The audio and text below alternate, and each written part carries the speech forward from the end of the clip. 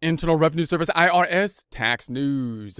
IRS wraps up its 2021 quote dirty dozen end quote scams list with warning about promoted abusive arrangements. IR 2021-144 July 1st, 2021 Washington. The Internal Revenue Service today concludes the quote dirty dozen end quote list of tax scams with a warning to taxpayers to watch out for schemes peddled by tax promoters, including syndicated conservation easements, abusive micro-captive insurance arrangements, and other abusive arrangements. So these might be some of the more complex type of systems set up in the dirty dozen for the IRS here, where we have people basically convincing others to be taking tax positions, which the IRS does not think are warranted or correct under the tax law. So the IRS warns people to be on the lookout for promoters who peddle false hopes of the large tax deductions from abusive arrangements. These, quote, deals, end quote, are generally marked by unscrupulous promoters who make false claims about their legitimacy and charge high fees to boot. So they're basically going to say, hey, there's this thing that you could set up for. We'll charge a fee in order to get things set up, and there's going to be this really great tax advantage for it, which once again, the IRS is saying there's not supported in terms of a legitimate deduction, and therefore it could cause you more problems in the long run, as the IRS could be going after and looking into these types of arrangements more closely going forward. So these promoters frequently devise new ways to cheat the system and market them aggressively. Some promoters play the audit lottery hoping they don't get noticed. So the audit lottery meaning if you take basically a very aggressive position on your tax return, even if it's not supported by the tax law, there is some likelihood, of course, that you might not get audited, and it might go through. The fact that you take a position which, if audited, the IRS may win, and you would basically, lose, and you'd have to owe penalties and interest and the taxes on top of it. The fact that that doesn't happen doesn't mean the position was correct. It just means that you didn't. It's like speeding, of course. If you go over the speed limit and you're going 100 miles an hour in a 60. Then the fact that you didn't get caught and didn't get a ticket doesn't mean it's right. Right? That just means that you didn't get caught and didn't get a ticket. So, and these are things, obviously the IRS sees these kind of activities increasing, and they start to warn more and more that they are cracking down and looking into these type of activities more as they see them being abused more openly. But what you want to do generally is, of course, take the position that you can make sure that you justify the position that you're taking on the tax return, and realize that you yourself, of course, are the one primarily responsible for reporting your taxes, even if you're hiring someone else for help and assistance with that process. So there could be circumstances when you're taking a position that you think is legitimate on the tax code, but it's not explicit on the tax code, but you have a good argument for it.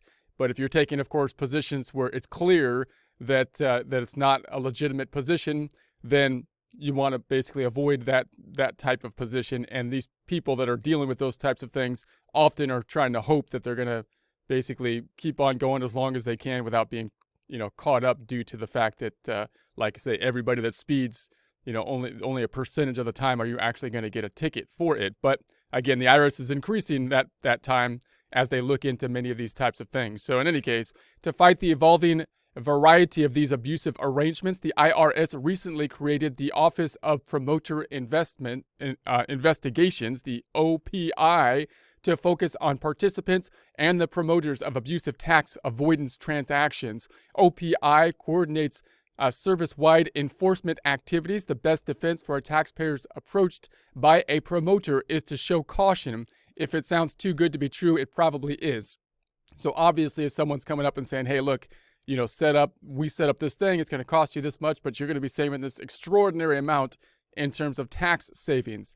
And if the whole thing is set up just to have tax savings, then that's usually not a good thing, right? That's not, taxes obviously can help you determine what decision you should be making. But if you're making a whole financial transaction simply for the reason of taxes, that's usually could be, not good, right? It should raise a red flag that something doesn't seem quite right there. So these aggressively marketed abusive arrangements wrap up the IRS's annual, quote, dirty dozen, end quote, list and include the following. You got the syndicated conservation easements. Now, these are things that the IRS has been basically vocal about, that they're actually looking into more aggressively. So again, when these kind of things start out, you might have more of them that do basically not get audited and whatnot. But then, of course, as the IRS zeroes in on them, you're going to have a higher percentage of them that they'll look into. Also note that if you're taking an extremely aggressive stance, usually the statute of limitations for the IRS to come back is like 3 years. But if you're committing basically fraud on the tax return, then those limitations basically could go out the window, and they can come back, later over that and question you about something that happened years ago if they believe that, you took a basically fraudulent position on it. So in any case, a syndicated conservation easement promoters take a provision of tax law for conservation easement and twist it through using inflated appraisals of underdeveloped land and partnerships. So obviously, kind of the part of the problem here is these inflated appraisals. When you're thinking about land and whatnot, part of the problem with valuing land as opposed to something like stocks are easy to value because they're actually trading on the stock market. But land is going to be something that's unique. There's no two places of land that are going to be the same. And so the only way to get a valuation on it is to appraise it, which is an estimate. And if you get dishonest appraisers that are making very aggressive estimates, then you could end up with estimates that are way out of touch with reality, and then taking tax positions basically on this kind of lie of an appraisement, which is the problem, So these abusive arrangements are designed to game the system and generate inflated and unwarranted tax deductions, often by using inflated appraisals of undeveloped land and partnerships devoid of a legitimate business purpose. So again, you got a partnership. I mean, if the business purpose of the partnership is to get illegitimate tax deductions, the IRS is most likely taking the position there that that's not a business purpose, right? Simply abusing the tax code is not generally, is not like so that's kind of the position they've been taking. It looks to me, or my interpretation of it, and it looks like their position is strengthening over time with these types of situations, and they're looking into them more, it seems, and therefore you want to be very cautious and make sure you got everything reported properly. So more information can be found at IRS increases enforcement action on syndicated conservation easements. There's a link to that here. So if you have any questions about whether or not you're involved in something like that and what the IRS is currently doing, what they're suggesting, what kind of actions they suggest you should take if you are in a situation like that, because then you might want to take proactive action if you think it's something that you should do, and you can go to the IRS site here to look more into it. Then we have the abusive micro-captive arrangements.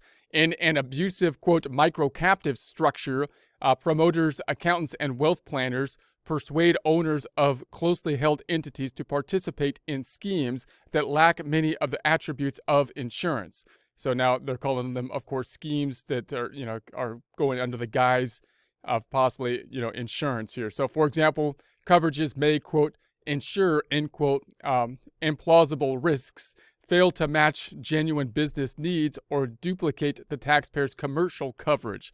But the, quote, premiums, end quote, paid under these arrangements are often excessive and used to shirt tax law. So additional information can be found at IRS offers settlement for micro-captive insurance schemes, letters being mailed to groups under audit. So once again, if you think that you might be, in something like that, and you're saying, oh man, I've already got a tax return set up on something like that, I thought it was legitimate or whatnot. Obviously, some of these people can be quite convincing, especially in these more complex types of things. You're dealing with people generally that are a lot more convincing than someone calling you pretending to be the IRS and whatnot.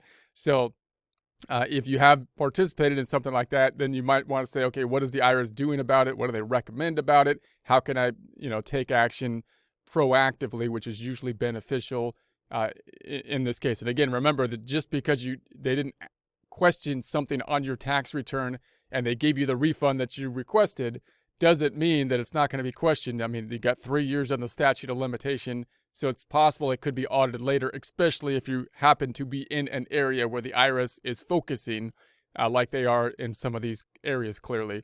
So recently, the IRS has stepped up enforcement against a variation using potentially abusive offshore captive insurance companies domiciled in Puerto Rico and elsewhere.